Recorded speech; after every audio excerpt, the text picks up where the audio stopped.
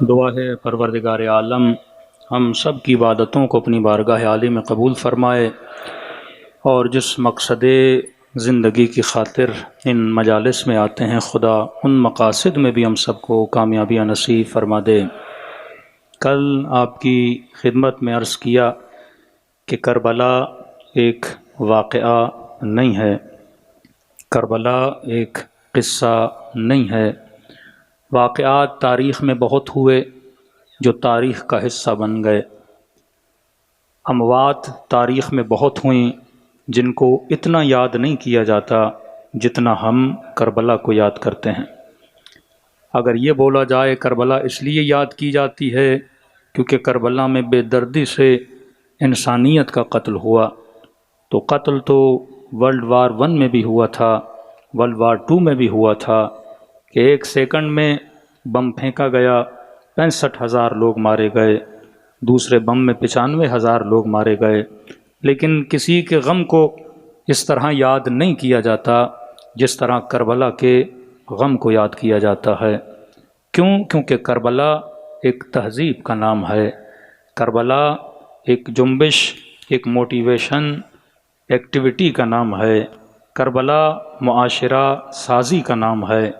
ہم لوگوں کو اس لیے فرش عزا پہ جمع نہیں کرتے کہ ان کو قصے سنائے جائیں، ان کو کربلا کی کہانیاں سنائی جائیں، ان کو یہ بتایا جائے کہ کربلا میں امام حسین کو اس طرح سے شہید کر دیا گیا تھا، تو قصے سنانے کے لیے لوگ جمع نہیں ہوتے۔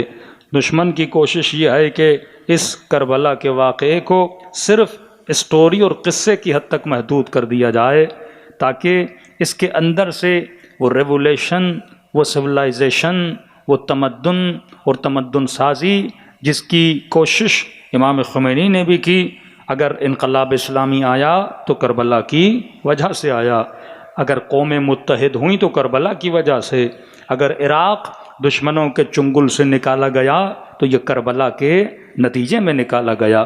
تو جو قومیں کربلا سے سیکھتی ہیں وہ قومیں ترقی کرتی ہیں، جو قومیں صرف واقعات کے پیچھے رہتی ہیں ان قوموں کو ہدایت نہیں ملتی۔ کیونکہ اگر واقعہ بولا جائے تو دشمن یہی اعتراض کرے گا کہ بھائی ایک واقعے کو بیان کرنے کے لیے اتنا بڑا اہتمام کیوں کرتے ہو، ایک واقعے کو بیان کرنے کے لیے اتنا نظر و نیاز، علم کشائیاں، تابوت کا بنانا، دیگوں کا اترنا، خطیبوں کا بلانا، مرثیہ خوانی، نوحہ خوانی، ان تمام تر چیزوں میں فائنینشول اخراجات اور پیسہ لگتا ہے کہ اتنا پیسہ لگا دیتے ہو، کروڑوں قیمت میں پیسہ خرچ ہو جاتا ہے، اربوں قیمت میں پیسہ خرچ ہو جاتا ہے صرف اس لیے کہ تم لوگوں کو جمع کرتے ہو ایک قصہ سنانے کے لیے۔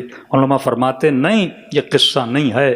اگر قصہ ہوتا تو خدا قرآن میں نے عرض کیا اتنے قصے نہ سناتا۔ یہ کتاب زندگی ہے، یہ کتاب ہدایت ہے، تو خدا قرآن میں قصے کیوں بتا رہا ہے؟ تو ہم نے کل آپ کی خدمت میں آیت رکھی، خدا کہتا ہے حبیب میں اگر رسولوں کے اور نبیوں کے قصے تمہیں سناتا ہوں تو اس کے 4 فائدے ہیں۔ پہلا فائدہ یہ ہے کہ ہم تمہارے دل کو مضبوط کرنا چاہتے ہیں۔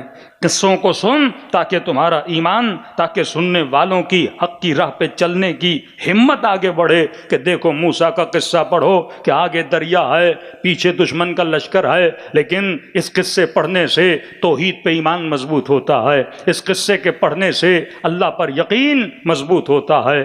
قصہ پڑھ نمرود کا، نعرے نمرود کا، اور پتا کہ ابراہیم کی توحید کتنی مضبوط تھی۔ تو قصے اس لیے سنائے جاتے ہیں تاکہ دلوں کو مضبوط کر دیا جائے۔ میں نے تھوڑا سا اشارہ کیا تھا، میں نے کہا اور بھی قومیں ہیں کہ جن کے لوگ جب مارے گئے تو انہوں نے علم بغاوت کو بلند کر دیا۔